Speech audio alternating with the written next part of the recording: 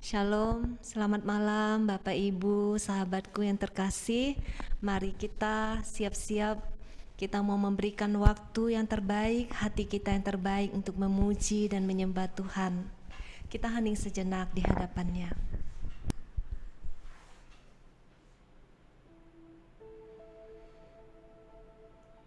Dalam nama Bapa dan Putra dan Roh Kudus, amin.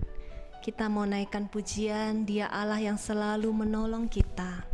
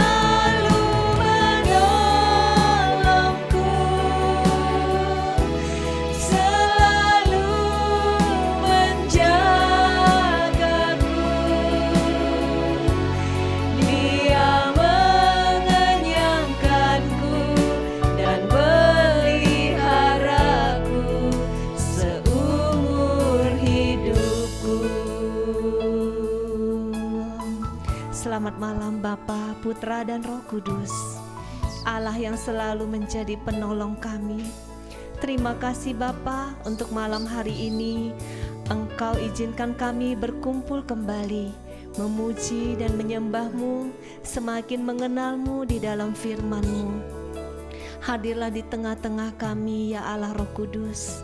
Biarlah Engkau sendiri yang menjamah setiap hati kami malam hari ini. Biarlah Engkau sendiri yang bekerja dengan bebas, mengubah hati kami, menolong kami. Mari kita nyatakan sekali lagi, Tuhan selalu menolongku. Tuhan selalu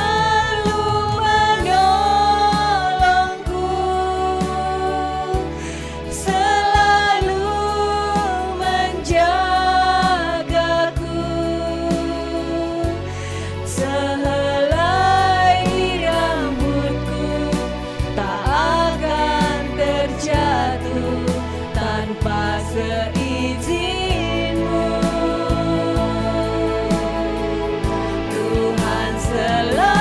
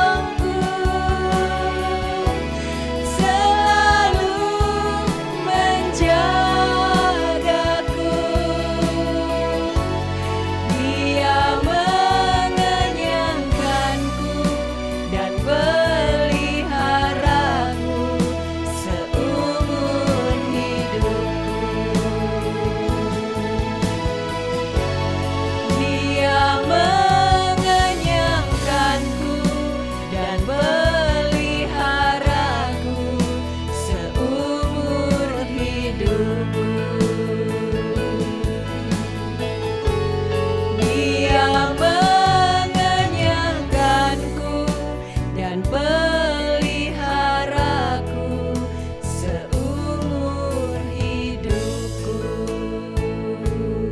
Amin. Engkaulah Allah yang memelihara kami seumur hidup kami. Engkau Allah yang berjanji menyertai kami, yang akan selalu menolong kami dengan tangan kanan-Mu yang memberi kemenangan. Kami boleh tinggal tenang Tuhan ketika kami berada di dekat-Mu, dan Engkaulah jawaban di dalam kehidupan kami. Mari kita nyatakan dengan penuh iman, hatiku tenang.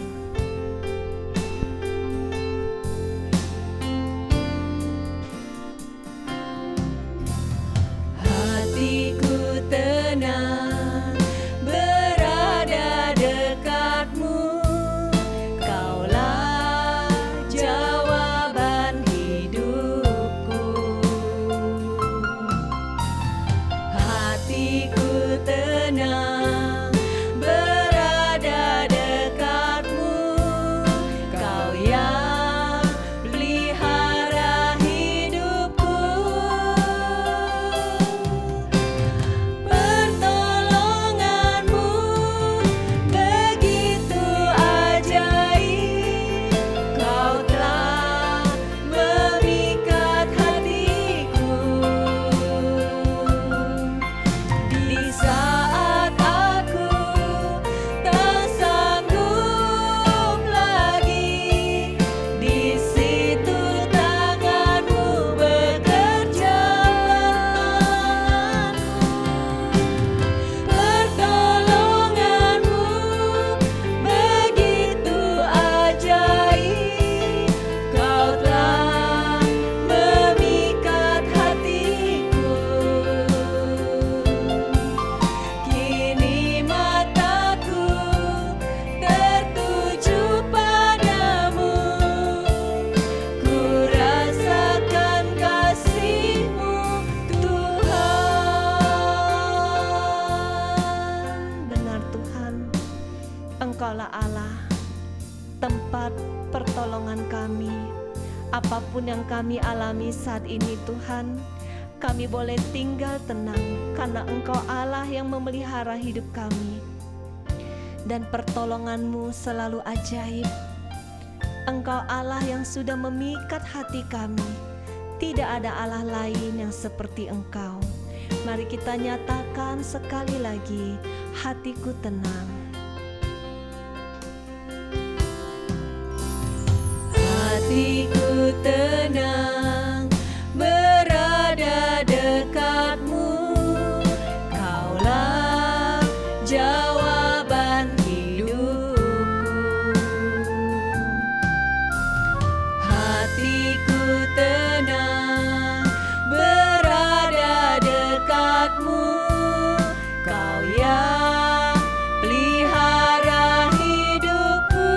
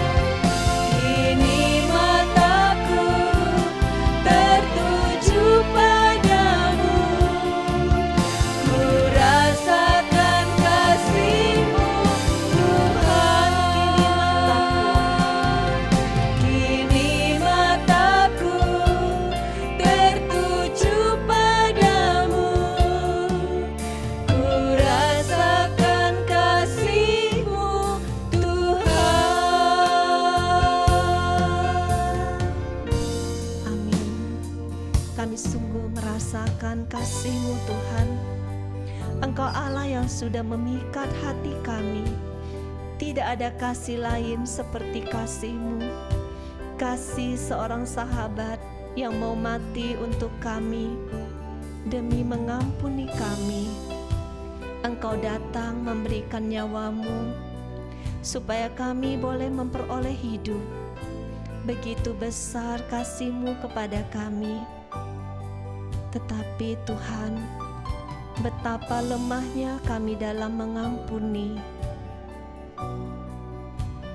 Engkau begitu meminta kami, mengajarkan kami untuk mengampuni, tetapi kami begitu sering gagal.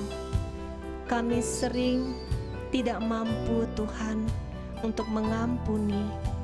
Saat ini Tuhan, kami mohon, mampukan kami. Mari kita nyatakan. Ketika hatiku telah disakiti, ajarku memberi hati mengampuni. Ketika hidupku telah dihakimi, ajarku memberi hati mengasihi. Ampuni bila kami tak mampu mengampuni yang bersalah kepada kami, seperti hati Bapa mengampuni, mengasihi, tiada pamrih.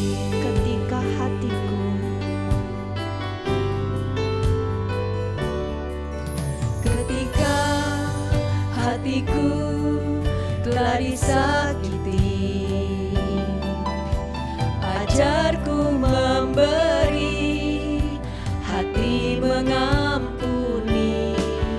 Ketika hidupku telah dihakimi, ajarku memberi hati mengasihi. Ampuni bila kami tak mampu mengampuni yang bersalah kepada kami, seperti hati Bapa mengampuni, mengasihi, tiada pamrih. Ampuni kami Tuhan.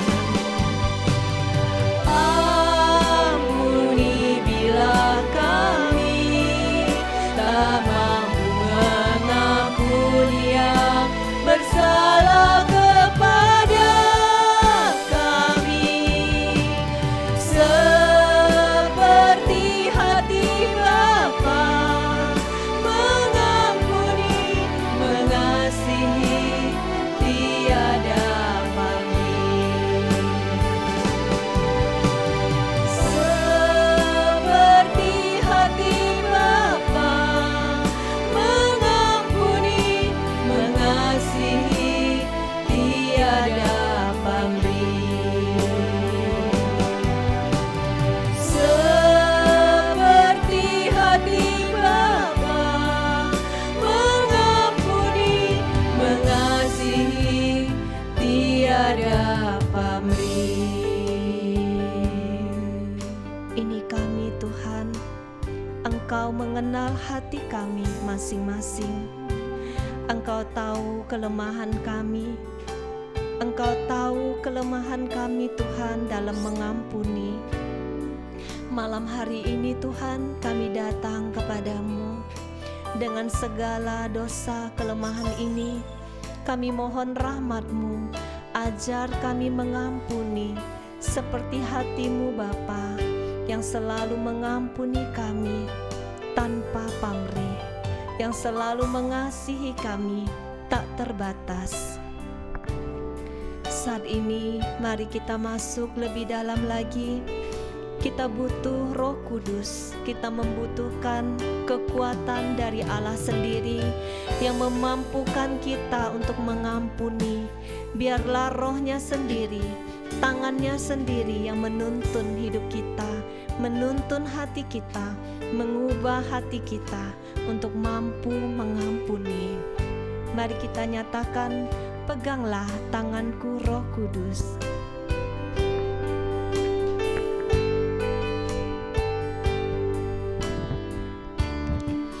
Peganglah tanganku Roh Kudus setiap hari. Ku tak dapat jalan sendiri tanpa Roh-Mu.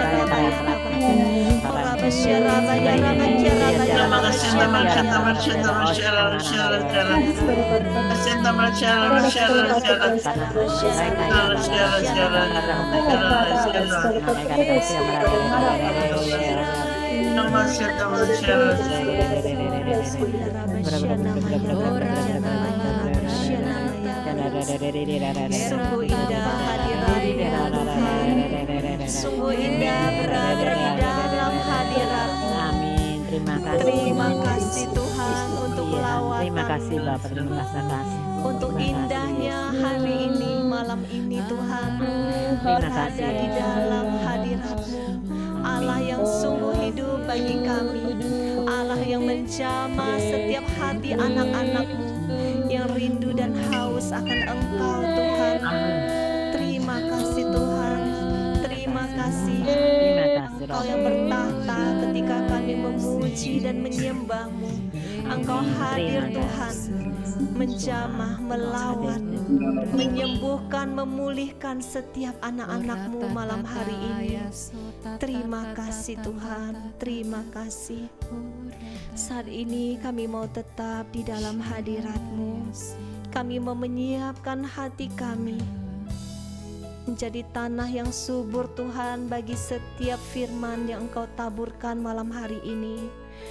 Kami mau masuk lebih dalam lagi untuk mengenal-Mu, mengenal isi hati-Mu. Mari katakan firman-Mu.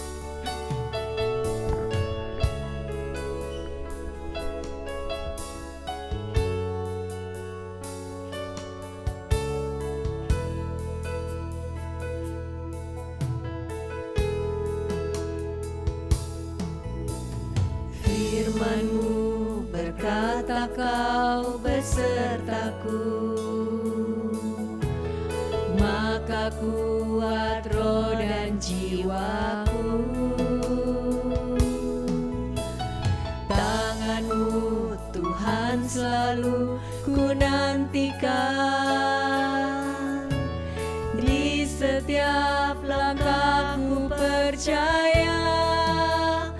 Dengan sayap-Mu ku akan terbang tinggi di tengah badai hidup.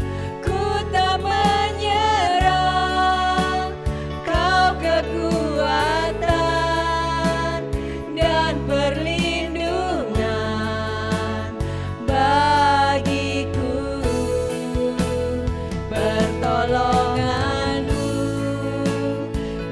tempat maha tinggi, ku mengangkat tanganku, aku berserah. Kau ku nantikan, Kau yang ku sembah, Yesusku, Rajaku. Kau ku nantikan, Kau yang ku sembah, Yesusku, Rajaku. Kau ku nantikan, Kau yang ku sembah, Yesusku, Rajaku. Amin. Engkaulah Tuhan Yesus, Raja kami, sekarang dan selama-lamanya. Saat ini Tuhan, pakailah kami hamba-Mu, Paulus Villa. Kami tidak mampu tanpa Roh-Mu. Kuduskan, sucikan hati kami, tahirkan kami Tuhan menjadi bejana-Mu. Biarlah setiap perkataan yang keluar dari mulut kami sungguh-sungguh berasal dari Roh-Mu. Berfirmanlah ya Tuhan, kami siap mendengarkan-Mu. Amin. Dalam nama Bapa dan Putra dan Roh Kudus. Amin.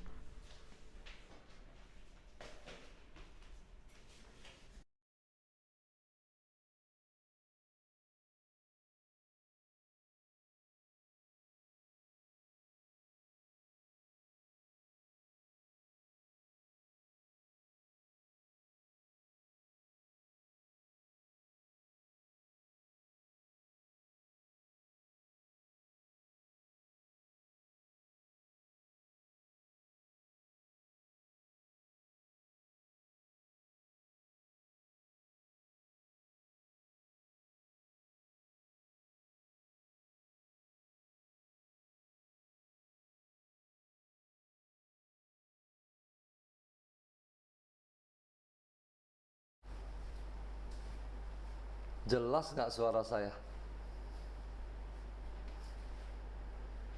Tidak terasa jauh? Tidak? Oke?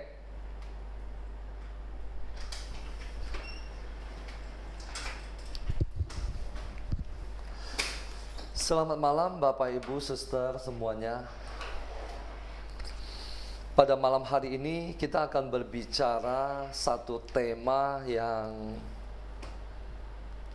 berat tentang mengampuni. Malam hari ini saya ingin memberikan sebuah cara pandang dan perspektif dari sudut yang berbeda. Saya mau mengajak kita untuk membuka dari kitab Yunus. Yunus bab 4.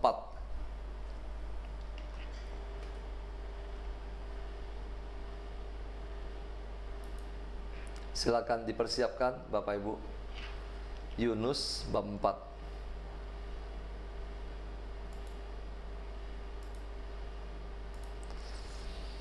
Kalau suara saya tiba-tiba mengecil, Christine atau Dian kasih tahu saya ya.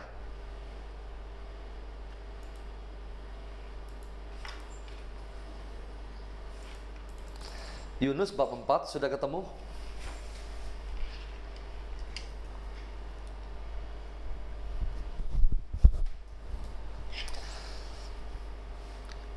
Kita tundukkan kepala. Selamat malam Bapa, Putra, dan Roh Kudus. Terima kasih Tuhan. Pada malam hari ini di dalam hadirat-Mu kami ingin mendengarkan suara-Mu. Kami ingin merenungkan firman-Mu. Biarlah Engkau yang menyingkapkan kebenaran yang tersembunyi ini. Singkapkanlah bagi kami anak-anak-Mu yang haus dan lapar akan Engkau.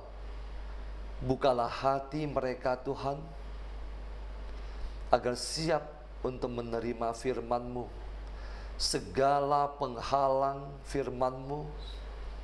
Pada saat ini kami mau tolak dan kami mau singkirkan di dalam nama Yesus. Biarlah hanya kuasa Roh Kudus-Mu yang bekerja di tengah-tengah kami. Sembunyikanlah hamba-Mu ini di belakang salib-Mu. Berfirmanlah Tuhan, kami siap mendengarkan. Amin. Mengampuni. Saya akan membawa kita untuk merenungkan dari kitab Yunus ini. Mungkin bagi kita, mungkin bagi banyak orang berpikir tidak ada hubungannya kisah Yunus ini dengan mengampuni.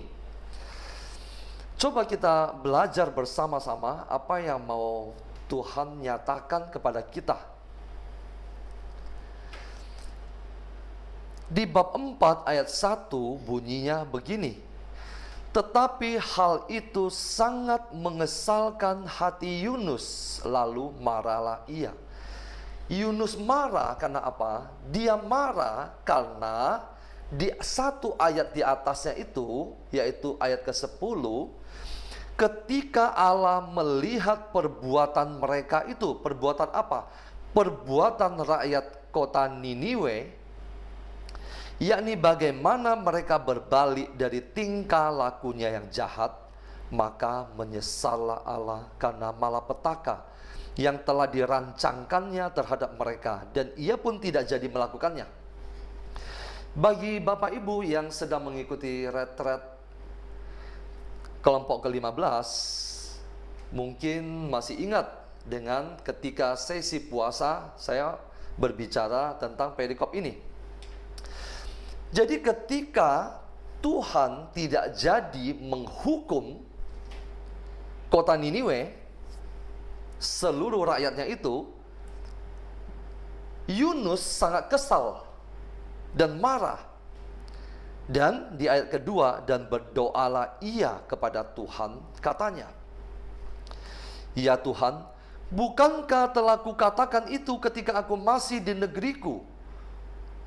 Itulah sebabnya maka aku dahulu melarikan diri ke Tarsis, sebab aku tahu bahwa Engkaulah Allah yang maha pengasih dan penyayang, yang panjang sabar dan berlimpah kasih setia, serta yang menyesal karena malapetaka yang hendak didatangkannya.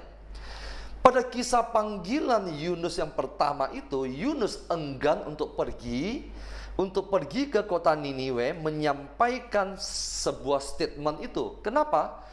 Karena Yunus dia kenal dengan Allahnya. Dia tahu bahwa Allah tidak mungkin akan menghukum kota itu. Jadi buat apa saya pergi?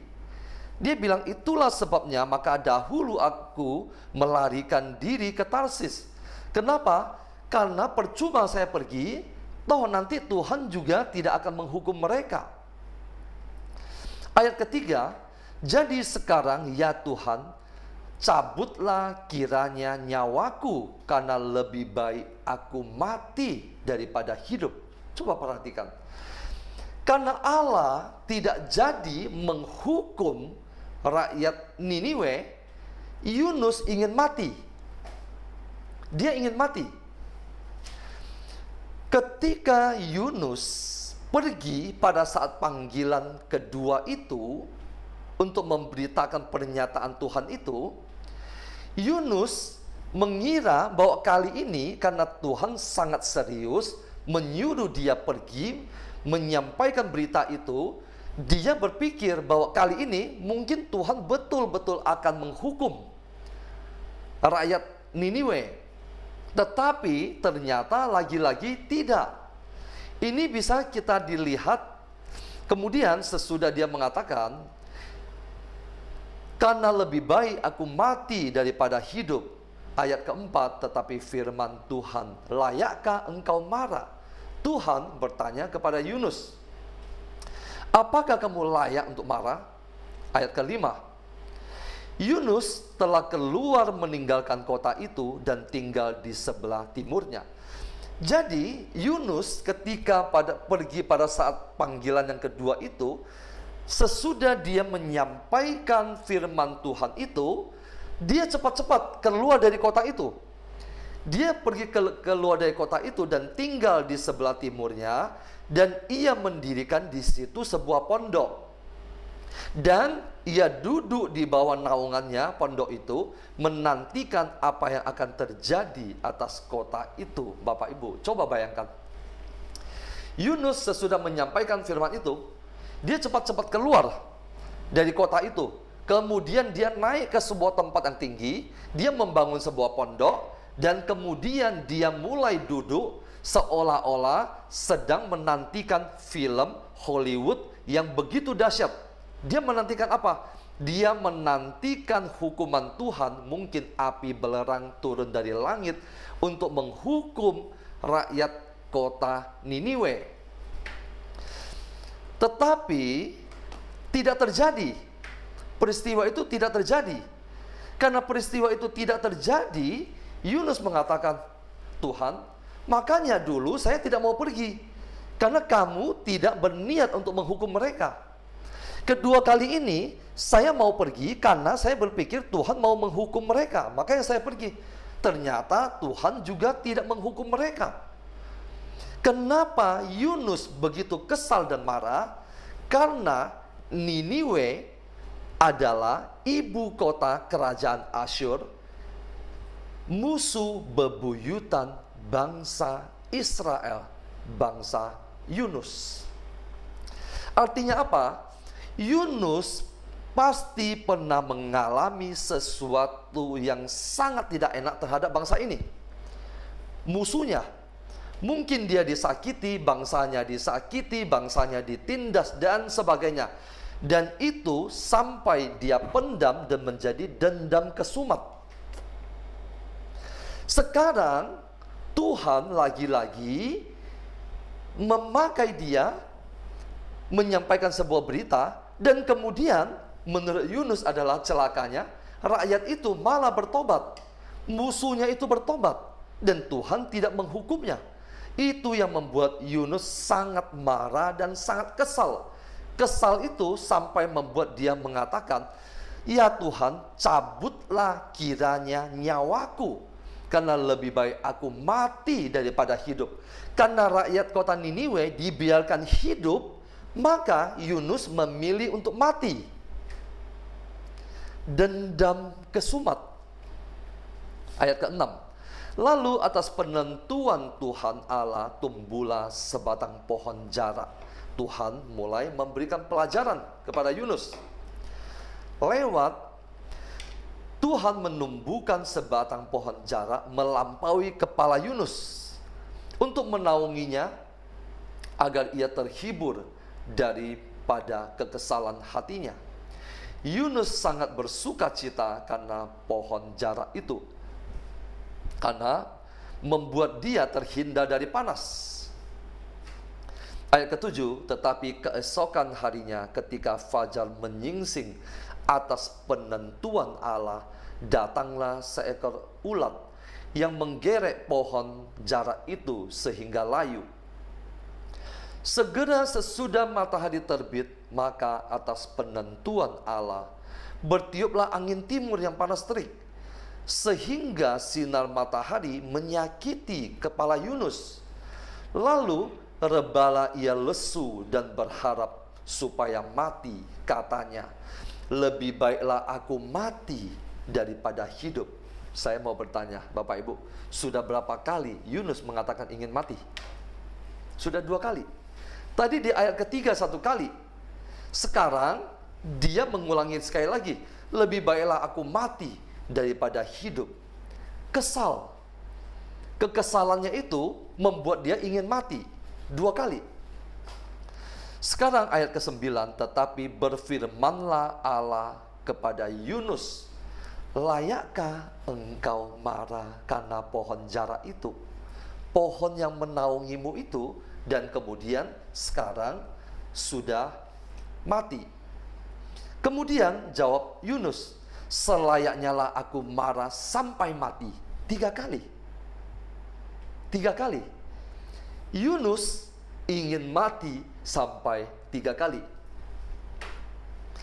Ayat ke-10, lalu Allah berfirman, engkau sayang kepada pohon jara itu yang untuknya sedikit pun engkau tidak berjerih payah, dan yang tidak engkau tumbuhkan, yang tumbuh dalam satu malam dan binasa dalam satu malam pula.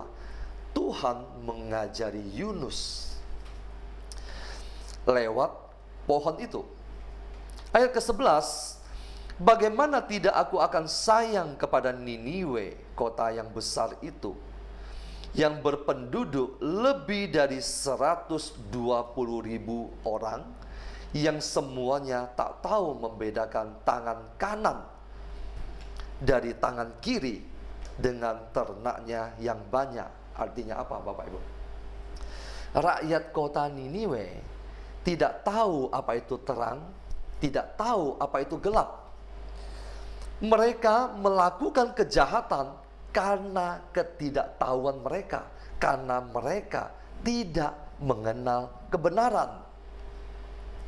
Bapak Ibu, Yunus marah dan ingin mati karena apa? Karena dendam terhadap musuhnya. Tadi saya katakan, saya ingin memberikan sebuah cara pandang dari sisi tentang mengampuni ini.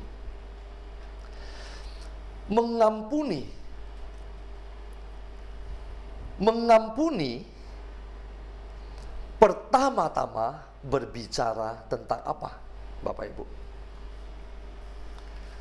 Berbicara tentang memberikan kehidupan. Tentang memberikan kehidupan.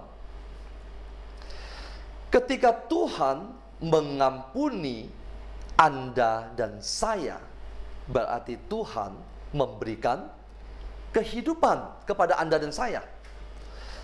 Karena kalau Tuhan tidak mengampuni Anda dan saya, kita semua mati binasa.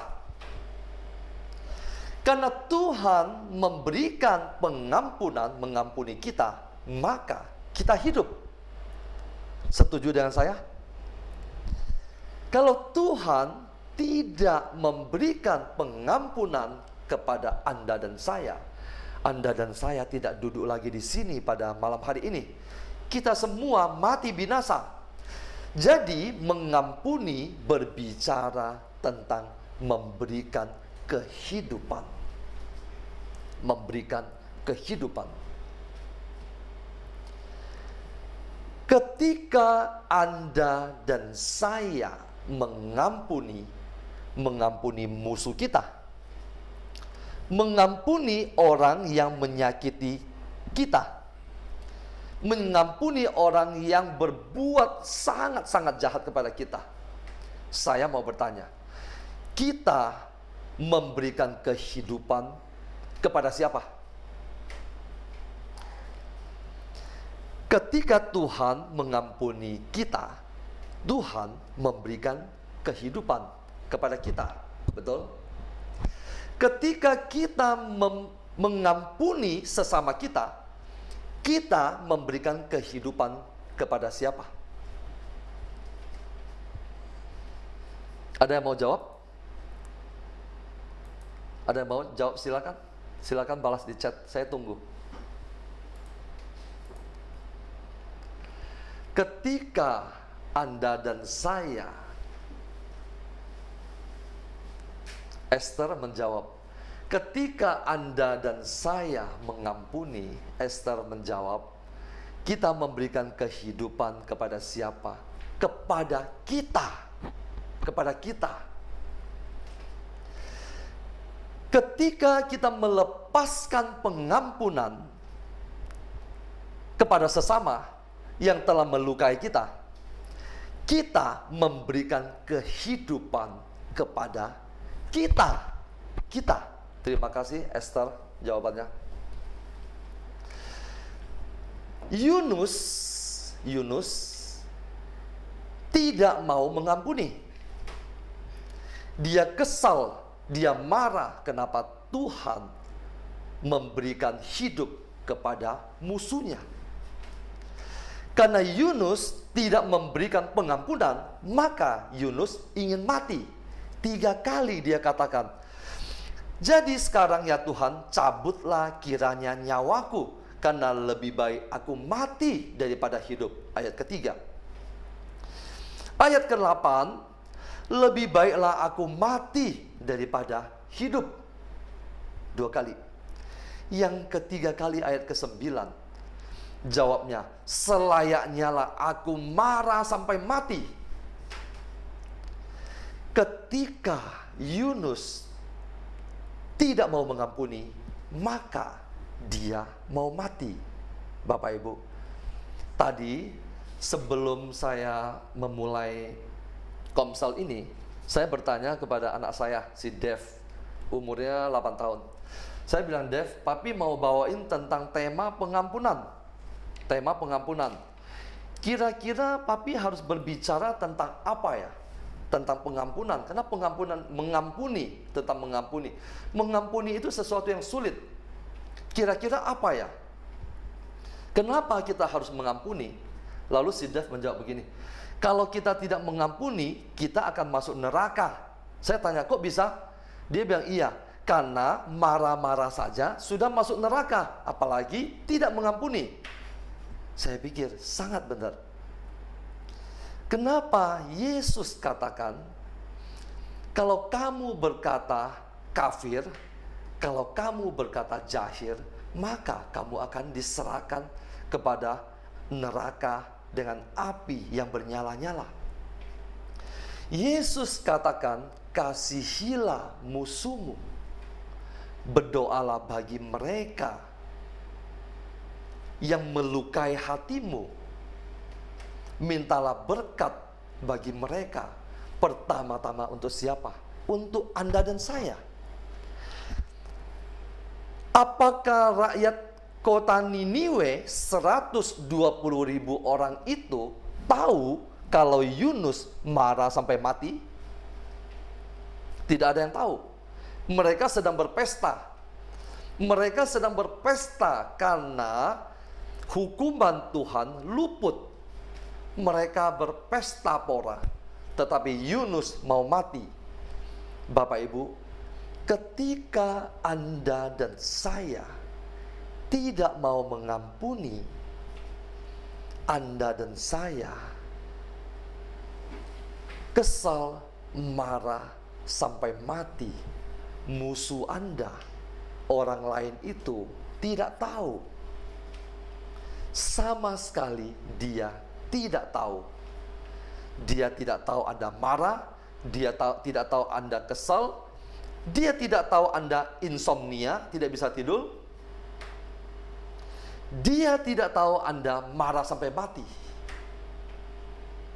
Bapak Ibu, sekarang saya mau mengajak kita melihat ada satu ayat dari kitab Injil. Injil Lukas bab 12 ayat 58. Injil Lukas bab 12 ayat 58. Yang sulit untuk membukanya saya akan bacakan. Lukas bab 12 ayat ke-58. Bunyinya demikian. Dulu saya seringkali membaca ayat ini dan saya tidak mengerti. Tadi siang saya setelah membaca kitab Yunus ini, saya tiba-tiba diingatkan dengan ayat ini. Karena saya tahu ada ayat berbunyi begini, tapi saya tidak tahu ada di mana. Jadi saya harus membrowsing untuk mencarinya. Dan saya menemukan Lukas bab 12 ayat ke-58. Bunyinya begini. Sebab jikalau engkau dengan lawanmu pergi menghadap pemerintah, berusahalah berdamai dengan dia selama di tengah jalan, supaya jangan engkau diseretnya kepada hakim, dan hakim menyerahkan engkau kepada pembantunya, dan pembantu itu melemparkan engkau ke dalam penjara. Saya dulu terus terang ya, sebelum hari ini saya tidak memahami ayat ini berbicara tentang apa. Hari ini saya baru mendapat sebuah pencerahan. Coba kita lihat. Sebab jikalau engkau dengan lawanmu pergi menghadap pemerintah. Bagaimana kita pergi dengan lawan kita di sepanjang perjalanan untuk menghadap pemerintah? Kita berjumpa dengan lawan kita aja, kita udah pergi entah kemana. Tetapi kenapa di ayat ini dikatakan, sebab jikalau engkau dengan lawanmu, kita dengan lawan kita, dengan musuh kita, pergi bersama-sama menghadap pemerintah. Lalu di tengah jalan berusahalah berdamai dengan dia. Bagaimana dua orang yang belum bisa berdamai bisa berjalan bersama? Apa artinya? Saya tidak paham tadinya. Bapak Ibu, bagaimana cara mengartikan ayat ini? Berusahalah berdamai dengan lawanmu. Lawan kita, kenapa kita harus berjalan bersama dengan dia? Saya berjalan sendiri, saya pergi melapor kamu. Kamu berjalan sendiri, kamu pergi melapor saya. Ternyata saya mendapat pencerahan seperti ini. Sebab jika engkau dengan lawanmu pergi menghadap pemerintah. Bapak Ibu, perjalanan hidup kita menuju kepada kekekalan, kepada kehidupan kekal. Di tengah jalan, kalau kita memiliki musuh, kita harus berdamai terlebih dahulu dengan musuh kita itu dalam perjalanan kehidupan kita. Supaya jangan engkau diseretnya kepada hakim. Yang menyeret kita kepada hakim bukan lawan itu, tetapi ketidakpengampunan itu, ketidakadanya pengampunan itu, ketidakmauan kita untuk melepaskan diri dari permusuhan, perselisihan, pertikaian dengan sesama kita itu akan menyeret kita sampai kepada penghakiman dan tidak membuat kita masuk ke dalam kekekalan. Jadi, di tengah jalan, dalam perjalanan hidup kita ini, kita harus berusaha berdamai. Permusuhan, dendam akan menyeret Anda dan saya untuk menghadap hakim, penguasa dunia ini, dan penguasa surga, menghakimi kita, dan kita tidak mungkin akan dapat masuk ke dalam kehidupan yang kekal. Pergilah, sebab jikalau engkau dengan lawanmu pergi menghadap pemerintah, berusahalah berdamai dengan dia. Dalam perjalanan ini, berusahalah berdamai dengan dia. Kita katakan, saya mau berdamai dengan dia, tapi dia tidak mau berdamai dengan saya. Oke, tidak masalah, ya. Tetapi saya tidak mau mengikatkan diri dengan dendam itu, dengan ketidak mau mengampuni itu. Mungkin suami saya melukai saya, istri saya melukai saya. Oke, itu urusan kamu dengan Tuhan. Mungkin banyak di antara kita mengatakan, ayah saya atau ibu saya melukai saya dengan begitu parahnya waktu saya masih kecil. Bapak Ibu, pada malam hari ini lepaskanlah pengampunan. Ayahmu bertobat, ibumu bertobat, suami atau istri kamu bertobat. Tidak ada urusan dengan kita. Urusan kita adalah saya melepaskan pengampunan kepada ayah saya, ibu saya, atau siapapun juga yang pernah melukai saya, mengakibatkan kehidupan saya seperti saat ini. Bapak Ibu, saat ini Anda masih duduk di sini mendengarkan firman Tuhan. Anda masih memiliki kesempatan untuk mengampuni segala sesuatu yang Tuhan izinkan terjadi dalam hidup Anda. Berbeda dengan segala sesuatu yang terjadi yang menimpa hidup orang lain yang tidak mengenal Tuhan. Orang yang tidak mengenal Tuhan, dia mengalami persoalan-persoalan itu akan membawa dia jatuh kepada kebinasaan, tergeletak. Tetapi Anda dan saya yang percaya kepada Tuhan, yang hidup di dalam firman Tuhan, persoalan yang kita hadapi akan menghantar kita naik ke atas level yang lebih tinggi. Tanpa pergumulan, tidak banyak Bapak Ibu duduk di sini pada malam hari ini.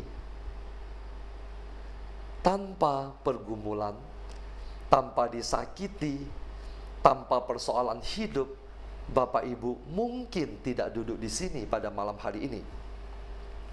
Sebagai penutup, saya akan membuka dari kitab Roma bab 5, Roma bab 5. Roma bab 5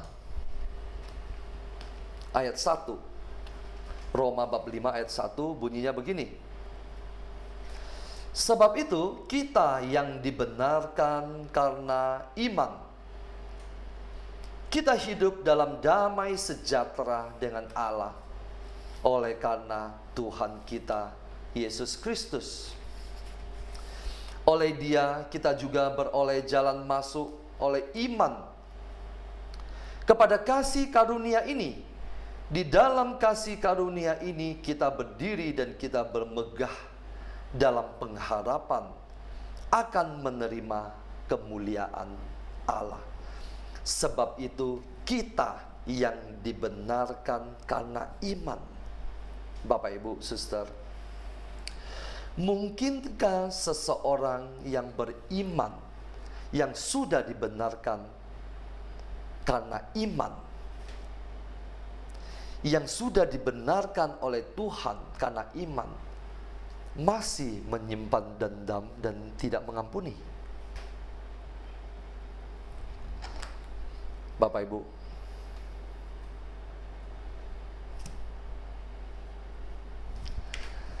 mengampuni,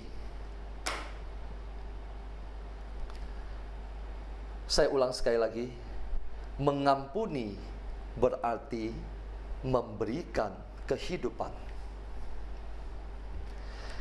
Tuhan mengampuni kita. Tuhan memberikan kehidupan kepada kita. Kalau Tuhan tidak mengampuni kita, kita semua sudah mati binasa. Tidak ada di sini lagi.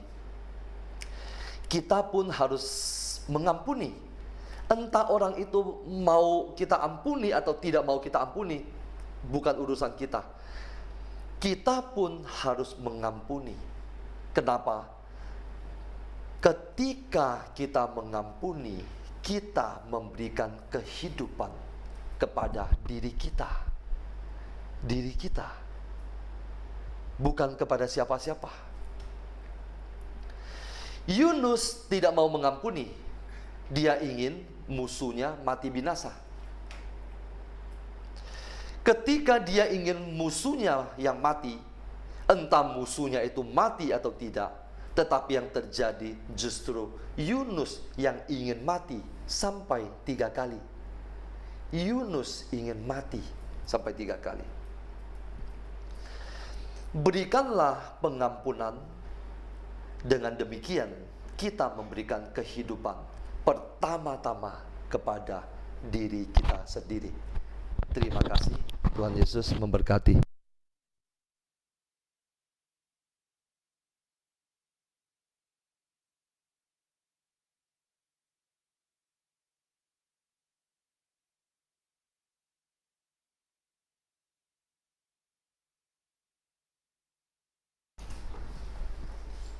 Saya lanjutkan, Bapak Ibu. Suara saya jelas? Kedengaran?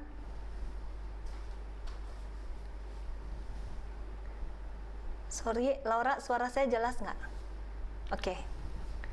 Kita lanjutkan dari Lukas 17 ayat 3 sampai 6. Lukas 17 ayat 3 sampai 6. Jagalah dirimu. Jikalau saudaramu berbuat dosa, tegurlah dia. Dan jikalau ia menyesal, ampunilah dia.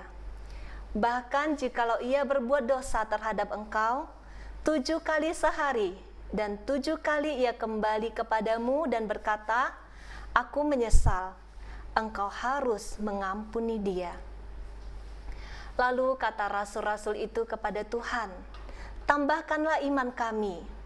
Jawab Tuhan, kalau sekiranya kamu mempunyai iman sebesar biji sesawi saja, kamu dapat berkata kepada pohon ara ini, terbantunlah engkau dan tertanamlah di dalam laut, dan ia akan taat kepadamu. Jagalah dirimu.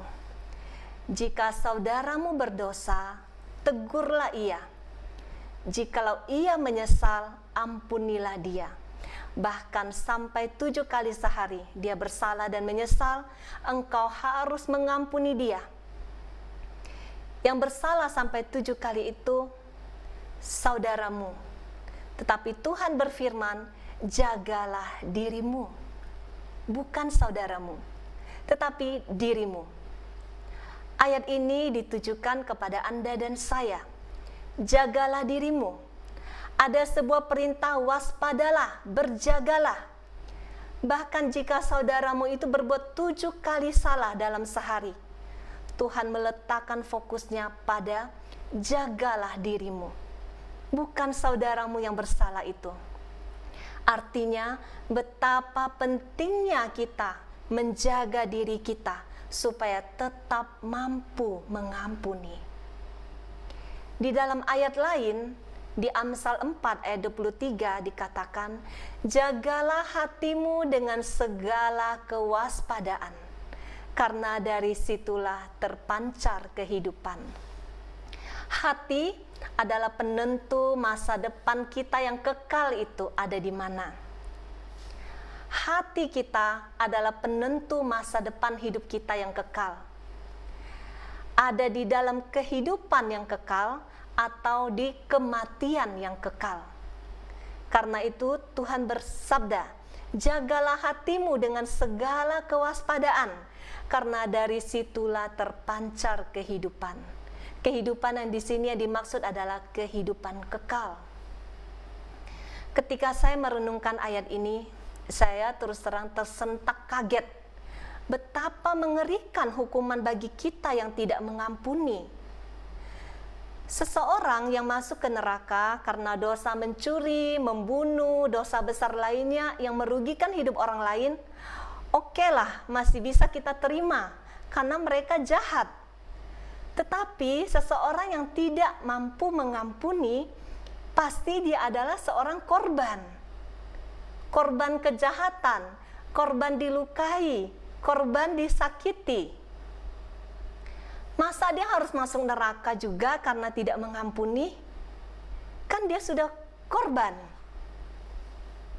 Tetapi Bapak Ibu, saudaraku yang dikasihi Tuhan, itulah kebenaran yang sesungguhnya yang harus kita dengar malam ini. Firman Tuhan katakan di Matius 6 ayat 15. Matius 6 ayat 15. Tetapi jikalau kamu tidak mengampuni orang, Bapamu juga tidak akan mengampuni kesalahanmu. Tetapi jikalau kamu tidak mengampuni orang, Bapamu juga tidak akan mengampuni kesalahanmu. Bahwa seseorang yang tidak mengampuni, dia tidak akan mendapatkan pengampunan Bapa. Artinya apa? Tidak akan bisa masuk ke dalam kerajaan Allah. Adakah di antara kita yang tidak punya salah sehingga tidak perlu pengampunan Bapa? Kita semua orang berdosa. Kita pasti membutuhkan pengampunan Bapa untuk masuk ke dalam kerajaan Allah. Tetapi kata Bapa, jikalau kamu tidak mengampuni, Bapa juga tidak akan mengampuni kita. Hati yang tidak mengampuni artinya akan mengalami kematian kekal. Karena itu Tuhan berkata di ayat awal tadi, jagalah dirimu. Hati ini yang akan membawamu hidup atau mati. Hidup kekal atau mati kekal, hati. Kenapa Tuhan sangat keras dalam perintah mengampuni?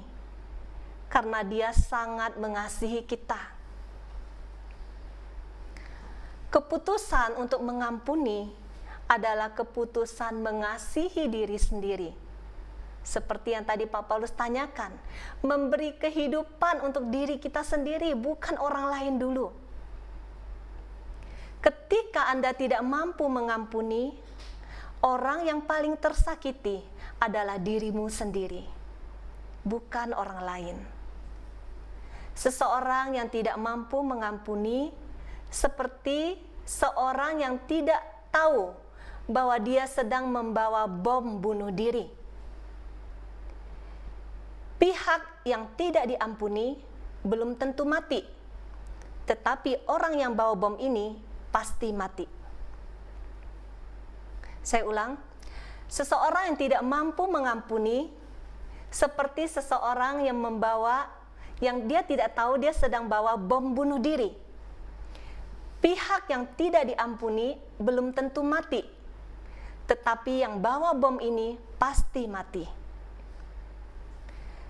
Seseorang yang bersalah kepadamu mungkin tidak mendapatkan pengampunanmu, tetapi jika dia masih punya kesempatan hidup, suatu saat dia datang pada Tuhan, dia sungguh-sungguh mau bertobat, dia mendapatkan pengampunan Tuhan untuk hidupnya.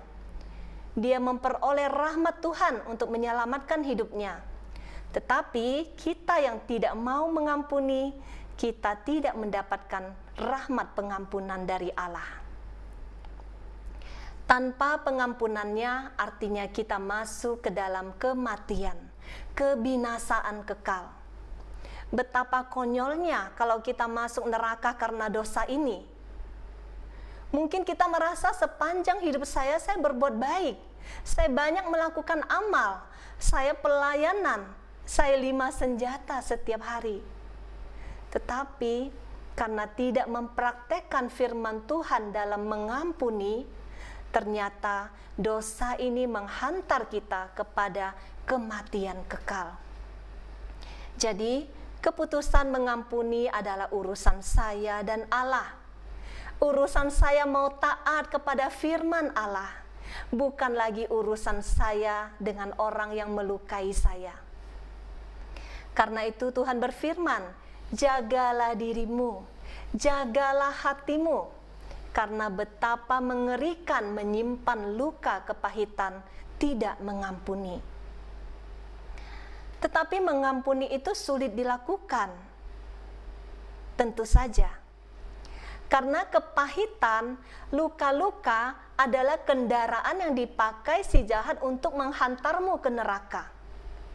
Si jahat akan berjuang untuk membuatmu bertahan untuk tidak melepaskan pengampunan. Itu juga adalah peperangan rohani yang terjadi di dalam internal pikiran dan hati kita. Kita butuh senjata rohani untuk memenangkan peperangan ini. Artinya apa? Keputusan mengampuni bisa kita perjuangkan dengan melakukan senjata-senjata rohani. Kita mungkin tidak mampu mengampuni dengan kekuatan kita sendiri, tetapi dengan melakukan senjata rohani, kita mendatangkan rahmat dan kekuatan ilahi yang datang dari Allah sendiri, yang memampukan kita untuk mengampuni. Tadi dikatakan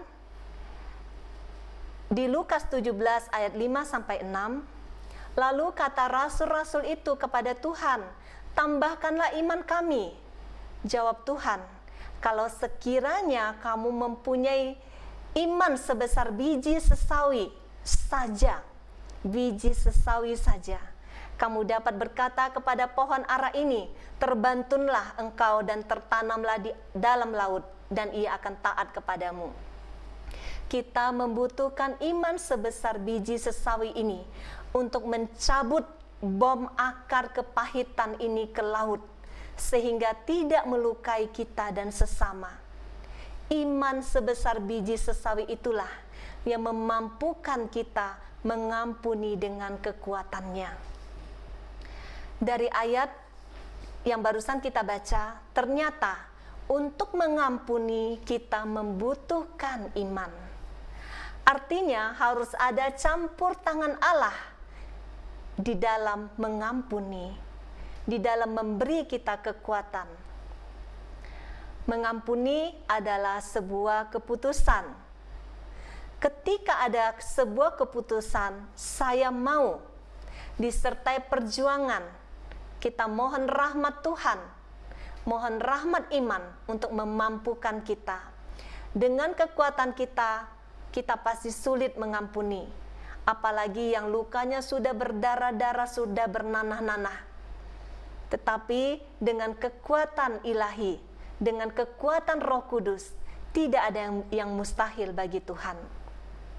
Iman itulah yang memampukan kita mengalahkan musuh-musuh si jahat yang berjuang, bekerja, menggerogoti hati dan jiwa kita melalui luka-luka, dendam, kepahitan, sehingga semua akar-akar kepahitan itu bisa tercabut dari hati kita. Hubungan mengampuni dengan doa yang dijawab ada di, saya bacakan, karena itu aku berkata kepadamu, apa saja yang kamu minta dan doakan, percayalah bahwa kamu telah menerimanya, maka hal itu akan diberikan kepadamu. Dan jika kamu berdiri untuk berdoa, ampunilah dahulu sekiranya ada barang sesuatu di dalam hatimu terhadap seseorang, supaya juga Bapamu yang di surga mengampuni kesalahan-kesalahanmu. Doa yang dijawab Tuhan membutuhkan iman. Tetapi sebelum Tuhan menjawab doamu, imanmu harus membereskan hatimu dulu dari segala luka, kepahitan dalam mengampuni.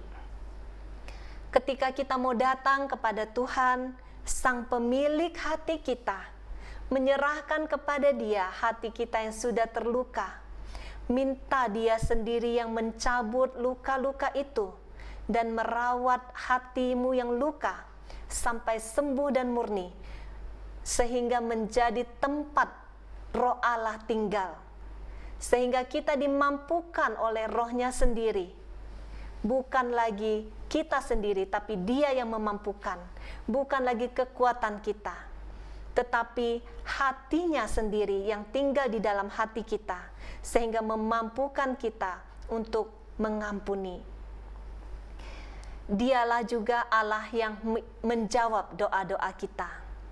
Jadi banyak orang melewati proses mengampuni ini.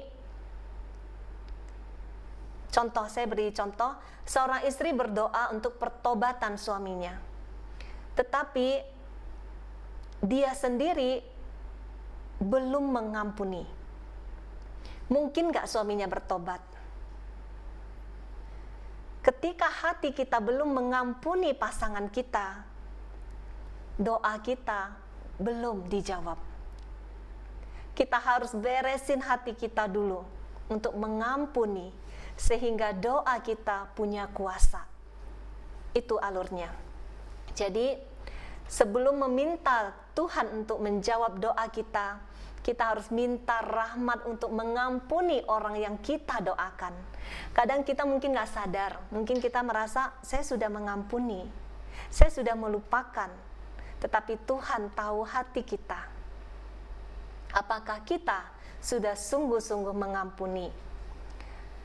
Setelah kita mengampuni dengan sungguh-sungguh, kita mampu melihat jiwa yang terhilang ini seperti mata Tuhan melihat jiwa ini. Kita mampu mengasihi jiwa ini seperti hati Tuhan mengasihi dia.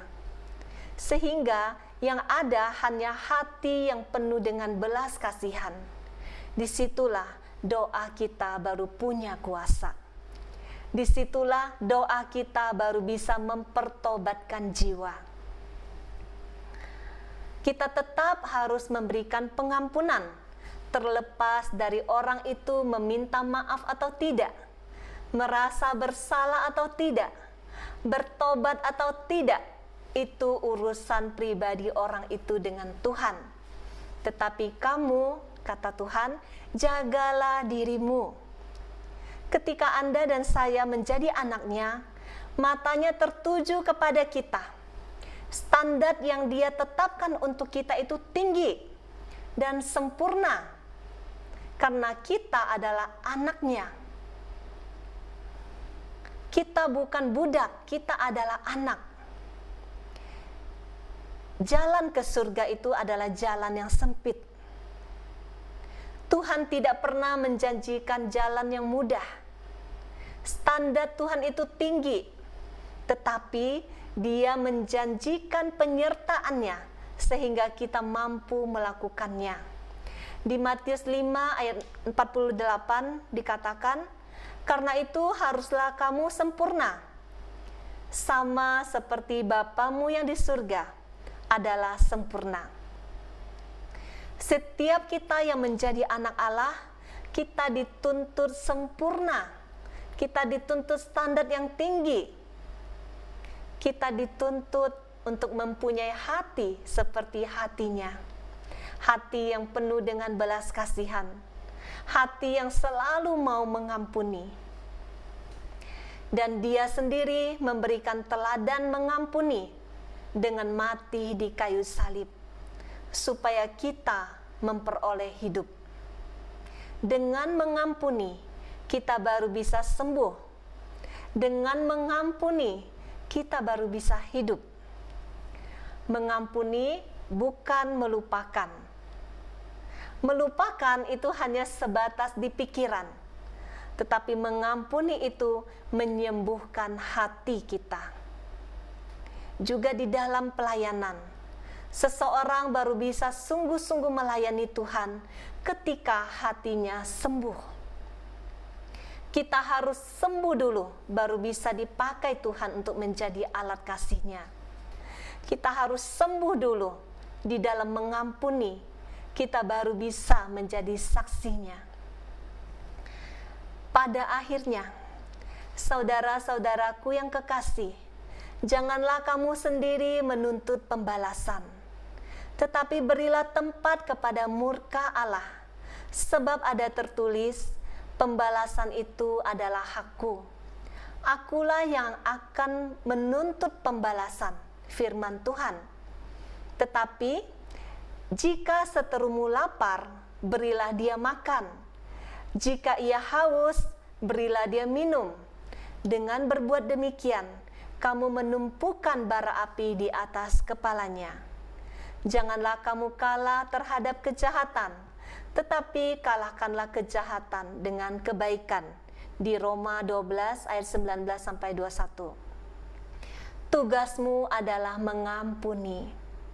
Akulah yang menghukum, kata Tuhan. Pembalasan adalah hakku, itu firman Tuhan. Setiap orang akan menuai apa yang dia tabur. Tidak ada satupun orang yang bisa lolos di dalam penghakiman Tuhan. Kembalikan hak itu kepada Allah. Bagian kita, taburlah yang baik, lepaskan pengampunan. Orang lain mau menabur yang buruk, itu urusan mereka dengan Tuhan pada waktunya. Tetapi kamu, jagalah dirimu. Itu firman Tuhan. Jagalah dirimu. Jagalah hatimu dengan segala kewaspadaan, karena dari situlah terpancar kehidupan. Amin. Tuhan Yesus memberkati. Mari kita masuk, kita tundukkan kepala, kita masuk ke dalam hadirat doa. Kita nyanyikan mengampuni. Malam ini kita mau mohon rahmat Tuhan. Kita mau mohon ampun kepadanya. Tuhan, kami lemah. Kami selalu gagal dalam mengampuni.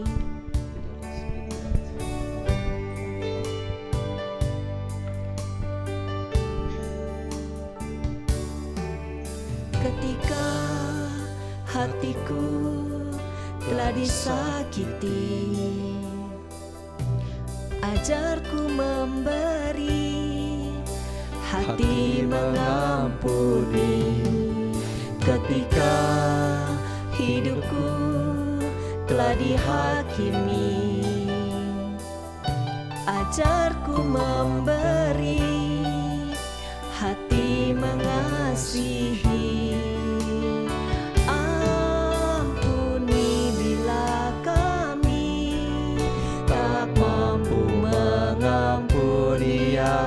bersalah kepada kami, seperti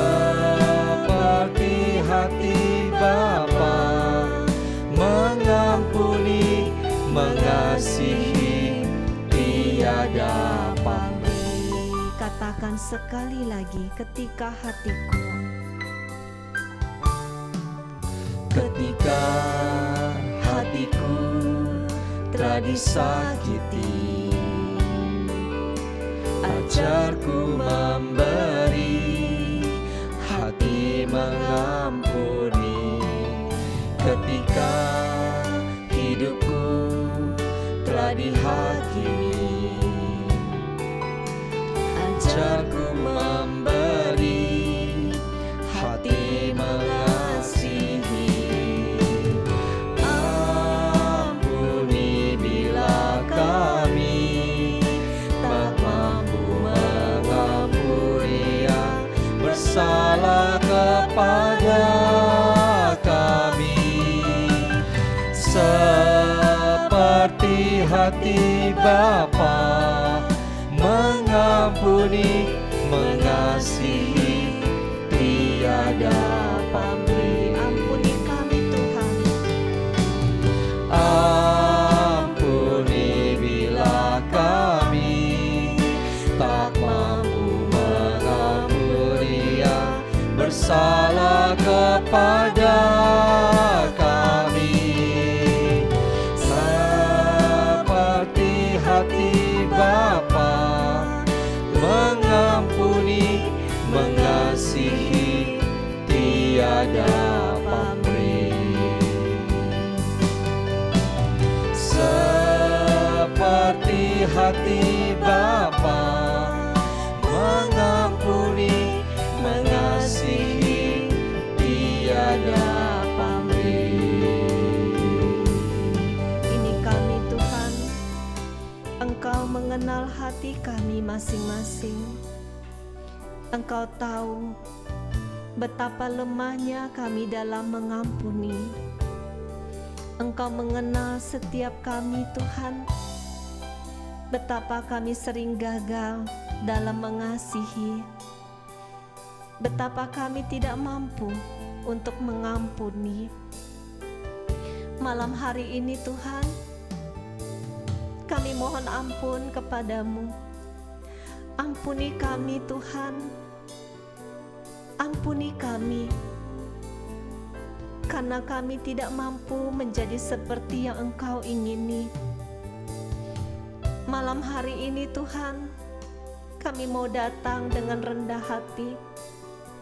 Ampuni kami Tuhan, tolong kami, berikan kami rahmat-Mu. Tolong kami sehingga kami mampu untuk mengampuni siapapun mereka yang sudah melukai hati kami. Ampuni kami Tuhan. Kami mau ambil keputusan. Kami mau mengampuni.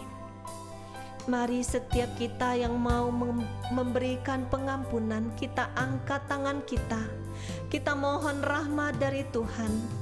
Biarlah Dia yang selalu mengampuni kita, mencurahkan rahmat-Nya, memberikan kita kekuatan, memampukan kita untuk mengampuni. Karena tidak ada yang mustahil baginya. Dia Allah yang selalu mau menolong kita di dalam setiap kelemahan kita. Mari kita datang. Tuhan, aku mau mengampuni. Sebutkan nama mereka semua yang sudah menyakitimu di dalam hatimu masing-masing. Aku mau mengampunimu. Katakan, sebutkan namanya. Aku mau mengampunimu. Aku mau mengampunimu. Dengan pertolongan Tuhan, dengan kekuatan darinya, dengan kasih-Nya, aku mau mengampunimu. Aku Aku mau melepaskan pengampunan untuk-Mu. Aku mau taat kepada Tuhanku. Aku mau mengampuni-Mu. Terima kasih Tuhan, terima kasih. Terima kasih untuk malam hari ini. Engkau mencurahkan kekuatan baru bagi setiap kami anak-anak-Mu. Engkau yang mengampuni kami. Engkau yang memampukan kami untuk mengampuni malam hari ini. Kami percaya Tuhan, Engkau sendiri yang menyembuhkan hati kami masing-masing. Engkau sendiri yang merawat luka-luka kami, menjadikan hati kami menjadi hati yang baru, hati yang murni, hati yang kudus, tempat Roh-Mu tinggal tetap. Terima kasih Tuhan, terima kasih. Terima kasih Tuhan. Saat ini Tuhan, pandanglah anak-anak-Mu. Saat ini di dalam hadirat-Mu Tuhan,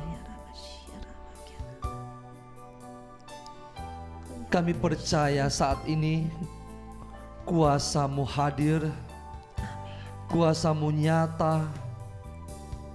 Amin. Kami percaya saat ini Tuhan, Engkau menjamah begitu banyak jiwa pada malam hari ini. Saat ini kami percaya urapan Roh Kudus turun atas banyak jiwa. Bagi yang bisa membuka kameranya dipersilakan. Yang lain tetap pejamkan mata. Tuhan, Engkau jamah anak-anak-Mu ini Tuhan. Engkau pandang setiap di antara mereka Tuhan. Tidak ada satu pun yang Engkau lewati Tuhan. Tidak ada satu pun yang Engkau lewati.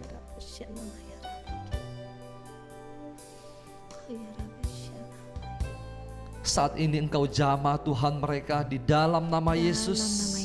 Engkau jamah hati mereka. Engkau jamah hati mereka. Engkau pulihkan hati mereka. Engkau pulihkan satu persatu Tuhan. Engkau sentuh hati mereka Tuhan. Hati yang terluka Tuhan.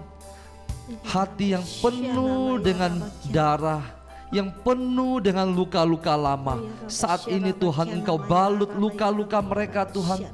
Engkau balut mereka satu persatu Tuhan. Engkau jamah mereka. Engkau sentuh mereka Tuhan. Engkau sentuh mereka Tuhan. Engkau jamah hati mereka Tuhan. Engkau alirkan kuasa-Mu. Engkau balut luka-luka mereka. Jamah mereka Tuhan. Jamah mereka dengan kuasa-Mu. Di dalam nama Yesus. Di dalam nama Yesus. Di dalam nama Yesus. Terima kasih Tuhan. Terima kasih Tuhan. Terima kasih Tuhan. Mungkin yang saat ini sedang sakit.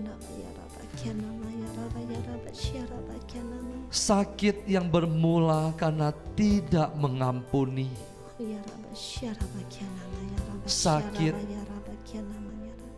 karena luka di dalam hati yang Anda simpan bertahun-tahun. Tuhan, saat ini Engkau jamah Tuhan.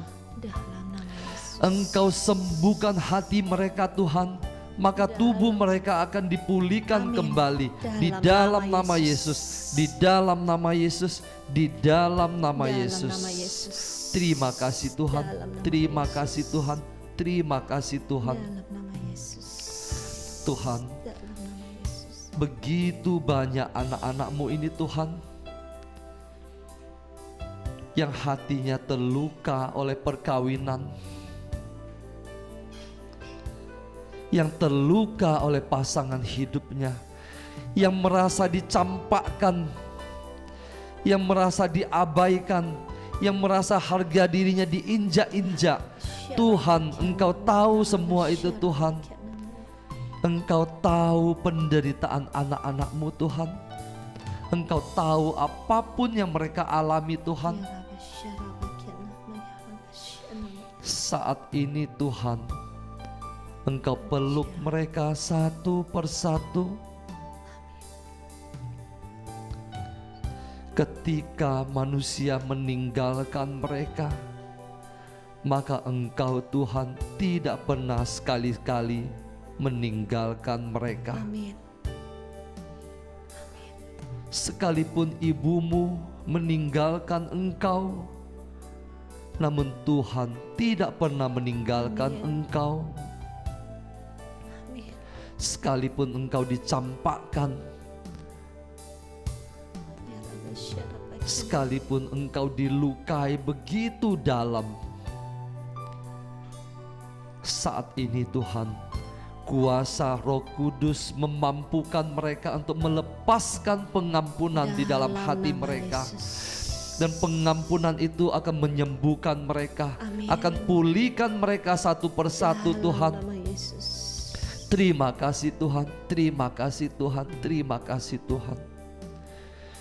Di saat dunia mencampakkan kami Tuhan, di saat itulah Engkau memeluk kami. Amin. Terima kasih Tuhan, terima kasih Tuhan, terima kasih Tuhan. Saat ini mungkin Anda yang terluka karena orang tua, ampuni mereka, karena mereka tidak tahu apa yang mereka perbuat. Mungkin mereka berpikir itulah yang terbaik yang telah mereka lakukan bagimu, tetapi itu telah melukaimu. Lepaskanlah pengampunan bagi mereka. Lepaskanlah pengampunan, supaya engkau hidup, supaya hatimu disembuhkan, supaya engkau dipulihkan, supaya engkau sungguh-sungguh menjadi sempurna, sempurna menjadi anak Allah. Amin. Bapa adalah Maha Pengampun, maka engkau juga harus mengampuni.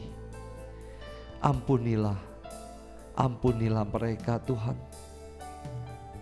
Kami mau mengampuni mereka Tuhan. Kami mau mengampuni mereka yang telah menyakiti kami. Setiap kesakitan di dalam hati kami Engkau tahu Tuhan.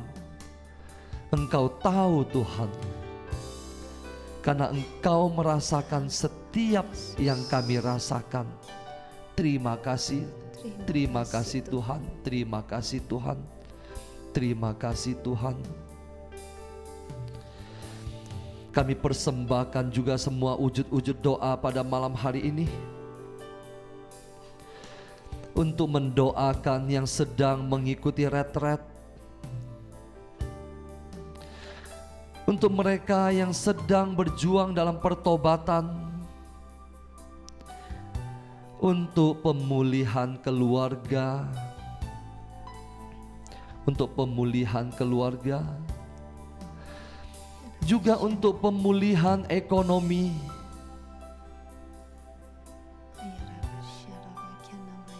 Untuk pemulihan ekonomi, Tuhan, Engkau tahu Tuhan apa yang keluarga-keluarga butuhkan. Engkau tahu keadaan keuangan mereka Tuhan. Engkau tahu semuanya Tuhan. Engkau tahu Tuhan. Kami percaya Engkau pasti akan pulihkan semuanya. Amin. Di waktu yang tepat. Dalam nama Yesus. Di dalam nama Yesus. Untuk mereka yang terikat oleh kuasa kegelapan, saat ini, bagi yang terikat oleh kuasa kegelapan, taruh tangan Anda di dada. Tuhan, pakailah tangan-tangan itu untuk menghalau segala kuasa kegelapan yang mencengkeram anak-anak-mu. Saat ini segala kuasa apapun juga yang tidak berasal daripadamu, yang berasal dari si jahat, saat ini Tuhan, dengan otoritas yang Engkau berikan kepada kami, kami mau hancurkan, kami mau patahkan di dalam nama Yesus, di dalam nama Yesus, di dalam nama Yesus. Dalam nama Yesus. Untuk pemulihan mereka yang sedang sakit Tuhan, oleh bilur-bilur-Mu Engkau menyembuhkan mereka, Engkau pulihkan mereka, Dalam nama Yesus. Engkau jamah mereka Tuhan, Engkau jamah satu persatu Tuhan, Amin. Amin. Engkau jamah Tuhan. Saat ini yang sedang berbaring di rumah sakit Tuhan, Engkau jamah. Dalam nama Yesus. Dengan kuasa-Mu Tuhan, Engkau sembuhkan mereka di dalam nama Yesus. Dalam nama Yesus. Juga untuk seluruh tim komunitas pemurnian hati ini Tuhan,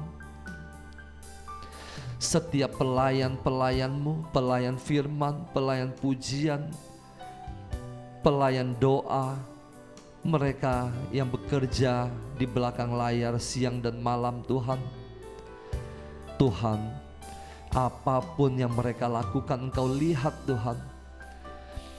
Di dalam setiap pelayanan mereka Tuhan, Engkau bawa mereka naik ke level iman yang lebih tinggi lagi Tuhan. Amin. Lebih tinggi lagi. Amin. Terima kasih Tuhan, terima kasih Tuhan, terima kasih Tuhan. Dan bagi mereka yang mensupport pelayanan kami Tuhan, baik dengan pikiran, tenaga maupun materi, Engkau ganti berlipat-lipat ganda Tuhan. Terima kasih Tuhan, terima kasih Tuhan, terima kasih Tuhan.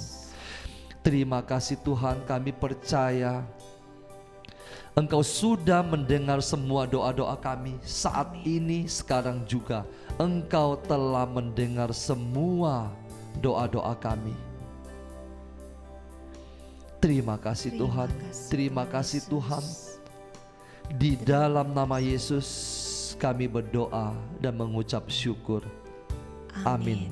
Dalam nama Bapa dan Putra dan Roh Kudus. Amin. Amin.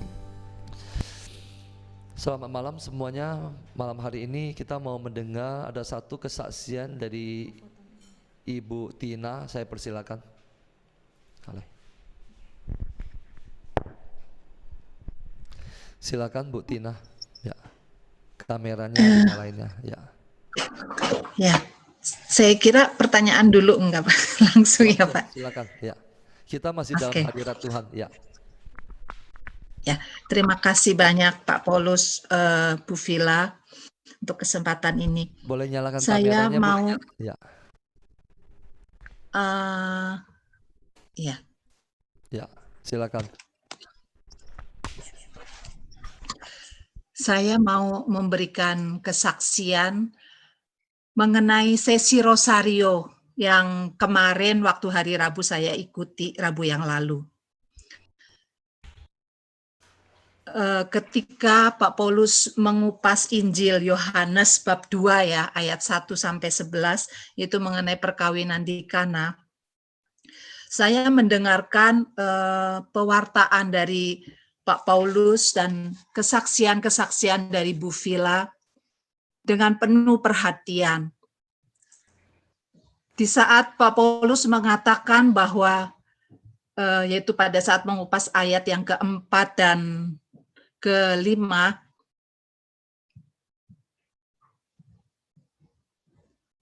bahwa di situ Pak Paulus mengatakan bahwa Tuhan selalu punya waktu yang tepat untuk menolong dan tidak pernah terlambat. Dan juga di situ Pak Paulus mewartakan bahwa peran seorang Bunda Maria yang melihat satu masalah dalam pesta perkawinan itu ada kekurangan anggur, lalu memberitahukan kepada putranya, kemudian bertindak melakukan sesuatu untuk segera menolong. Saya tertarik dengan ayat yang keempat dan kelima tersebut. Dan pewartaan Pak Paulus itu mengingatkan saya pada saat kami mengajukan permohonan PR Kanada. Pada saat itu kami pergi berziarah ke biara di Karmel, Bandung. Setelah selesai mengikuti misa kudus, saya menemui seorang suster biarawati di sana untuk konseling mengenai permohonan PR kami ini.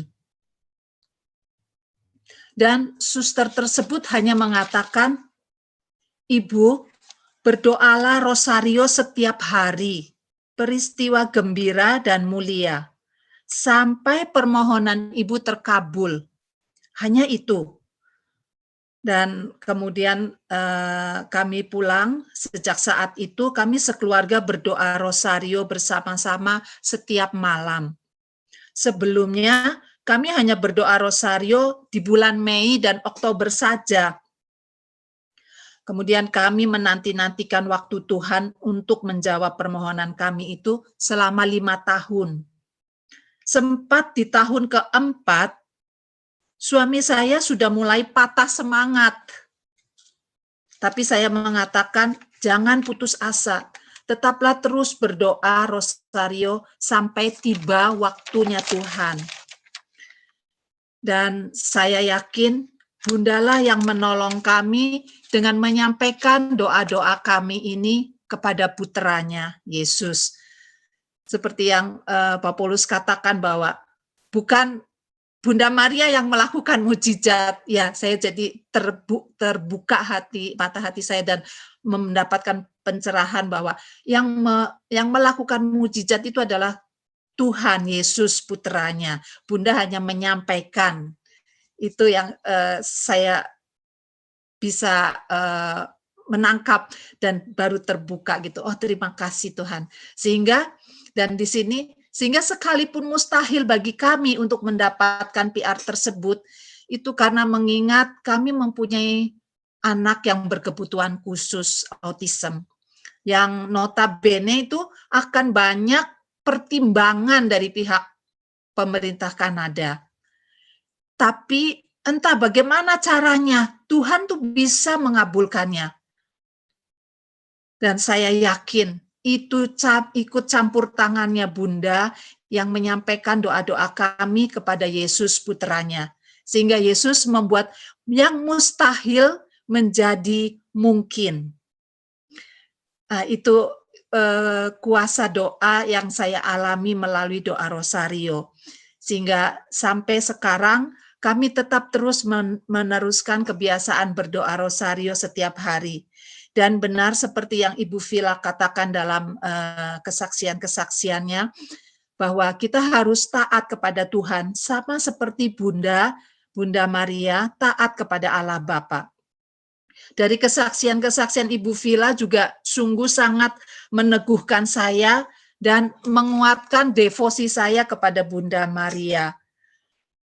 Saya senang sekali Bu Vila itu bisa mendengarkan suara Bunda. Saya walaupun belum pernah mendengarkan suara Bunda, tapi saya percaya dengan sepenuh hati akan pada Bunda Maria. Dan saya bersyukur kepada Tuhan bahwa saya bisa mengikuti RPH ini yang sangat memberkati saya. Karena seumur hidup saya, selama saya mengikuti retret-retret yang lain, saya tidak pernah mengikuti retret yang mewajibkan 5 senjata ini, Pak Paulus dan Bu Vila. Jadi, ya pada awalnya saya tidak mengerti kenapa harus melakukan 5 senjata, tapi sekarang saya bisa mengerti dan sangat luar biasa ternyata 5 senjata ini. Walaupun baru 3 senjata yang saya terima, yaitu firman, puasa, dan rosario. Terima kasih Pak Paulus dan Bu Vila yang sudah menjadi berkat dengan membentuk komunitas ini. Saya walaupun jauh di Kanada, tapi saya bisa ikut. Puji Tuhan, itu suatu hal yang anugerah buat saya. Terima kasih. Dan semoga pelayanan Pak Paulus dan Bu Vila tetap terus berlangsung supaya banyak membawa jiwa-jiwa diselamatkan. Amin. Terima kasih. Terima kasih Bu. Terima kasih Bu, sharingnya. Sharingnya luar sangat biasa. mendukungkan. Bapak Ibu. Terima kasih. Jadi Ibu Tina ini peserta retret kelompok yang paling 15. jauh ya. Sebelum mungkin ada 1-2 pertanyaan, kita foto dulu ya. Mumpung masih belum kabur. Foto dulu ya.